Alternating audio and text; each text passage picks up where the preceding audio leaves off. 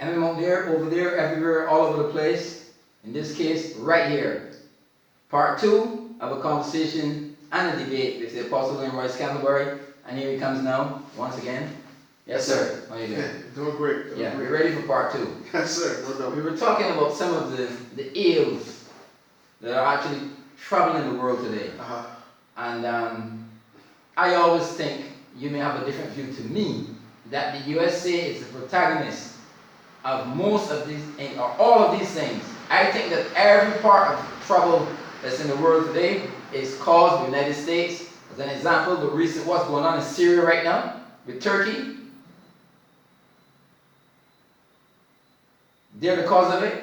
What's going on in Chile right now, they're the cause of it. What's going on in Honduras right now, they're the cause of it. What's going on even in England, where we have another racist leader, this guy. You know, I actually saw someone sent a video to me of the British Prime Minister. He's walking, there are these people cheering him, and he's shaking hand to hand. He comes across 3 black idiots, I call them idiots. They're cheering for him. He doesn't shake their hand. He bypasses them and shakes the other person's hand over there. Right. The guy sent that to me from England. This happened last week. Wow. Imagine that. You see, it's in their DNA. If he had to do that again, he wouldn't do it. But he has no control of what he did then, because he wasn't concentrating. So his true self came out. These guys are racist people. Right? They're racist people. And I'm always telling you this. It's beyond their control. They have no say in the matter. It's just them. They might like to be good or want to do good things, but it's impossible. They may try, but eventually their true self will still come out. Well, you know, there's a lot of scientific reasoning behind this. One of the things that, as a spiritual leader, I've looked at America beyond the presidency into a more spiritual dimension of what the nation represents. Like, for instance, Barbados has a very high spiritual meaning as it regards the Caribbean in terms of its geographical location. But beyond this, there are studies that have shown that the human body is made up of 77% water. Yes, yes. And there's the amoeba. Yeah, there's a Chinese doctor that did an experiment that shows that water retains memory. And many times what is happening, we're saying that it's, like you said, it's in the DNA or it's in the blood. But many times the water has retained a certain level of memory from persons' upbringing, from their mentality, from their level of thinking. Because as a man thinks in his heart, so is he. You just need to find out how a person thinks in their heart, and you will know who that person really is. And you will never be wrong. Yes. Because that's the reality. I concur. You know, you will never be wrong once you know how a person thinks in their heart. And I think sometimes what we try to do in the world, even when people demonstrate to us openly that this is who I really am in my heart, and I don't really care what you think or what you feel about it, this is how I am, this is what makes me feel good. And we've seen in many cases where the world is trying to come together, but there's always these entities trying to create separation. We're trying to become that global village, we're trying to evolve. And then there are entities that are trying to keep the world away from its evolution. And this is where we usually have a lot of our problems at the level of leadership.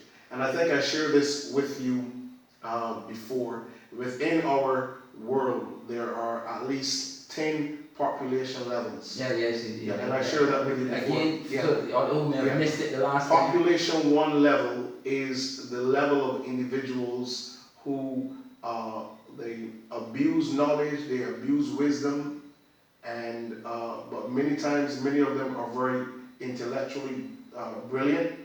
And when those individuals rise to becoming leaders over nations, and they are operating at population 1 level, you can look out for destruction.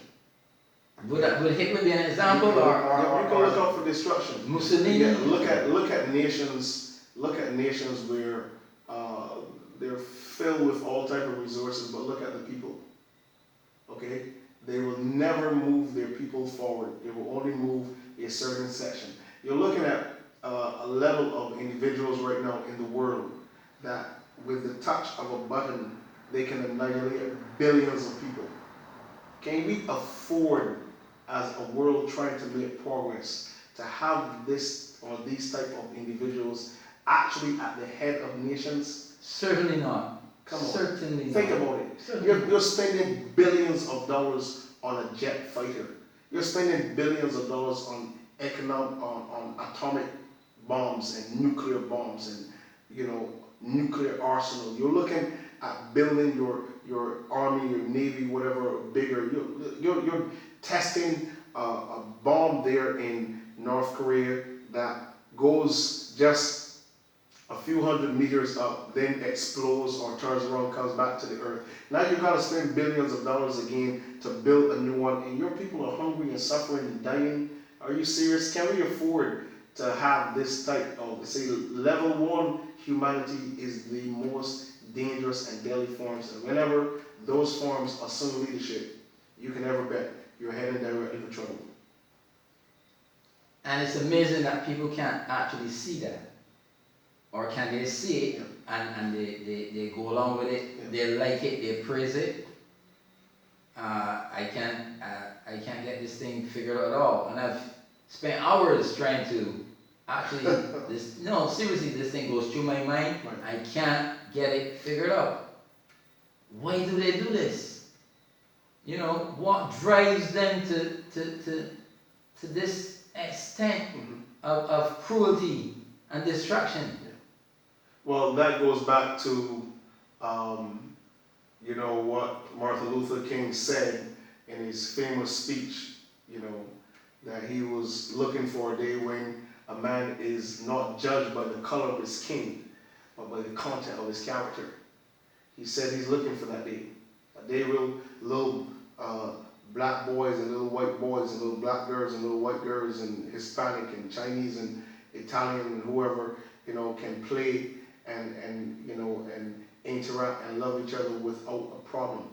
But we still have these individuals where we're thinking that, okay, this country belongs to this set of people, and we've done history. History tells us that America belongs to the Indians, the Native Indians, the Navajos, the Native Indians, the same ones that they decimated. Yeah. So when we say that America belongs to white people, that is obviously a big lie.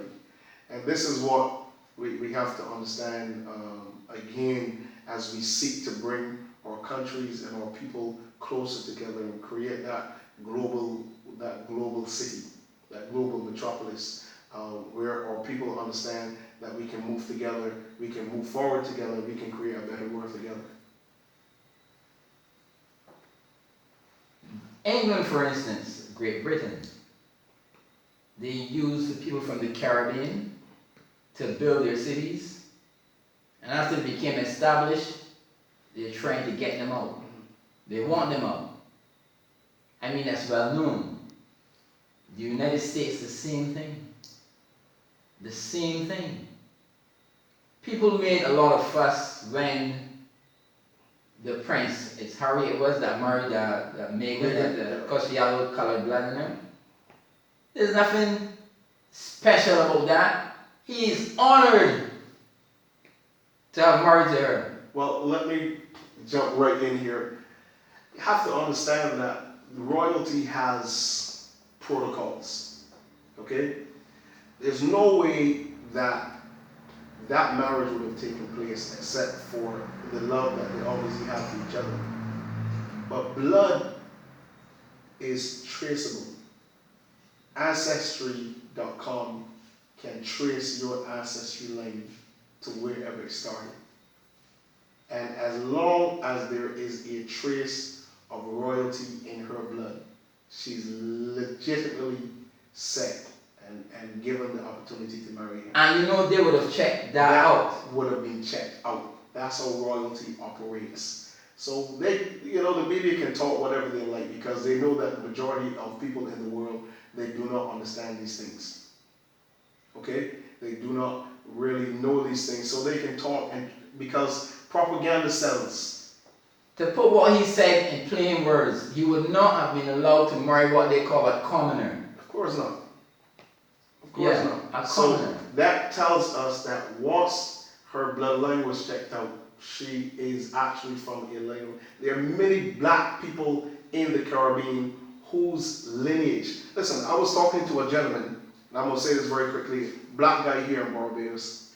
He told me when he went to England to study. Mm-hmm. When he was returning home, Shell was coming to the Caribbean. They were going to Trinidad. And one of his white friends said, well, why don't you talk to the guy and see if he can give you a job? And he said he got to meet him with the gentleman. The gentleman said, yes, I'll meet with him. He said he went to the office, tall white gentleman, about 6'2", black guy sitting in his office. He said, when he sat there, the gentleman said to him, spell your name. His last name is Ramsey. He said, Ramsey. The guy said, you have the job. And he said, you're not going to interview me? And of course, white guy, young black guy.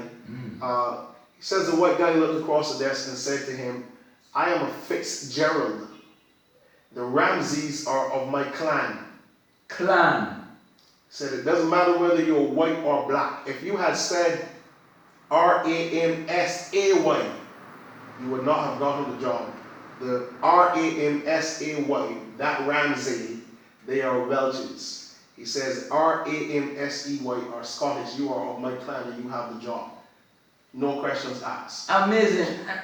You always hear something from the apostle that's very enlightening. Yeah. So he said he got the job.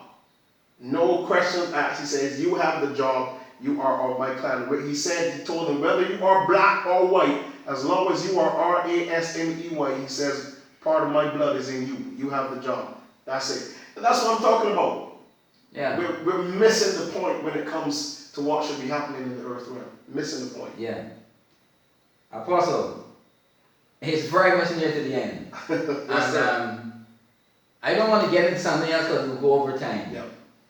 But you know what I want to say, and we're going to quote from Thomas Jefferson. Yes, sir. That's the main man. Yes, the main man.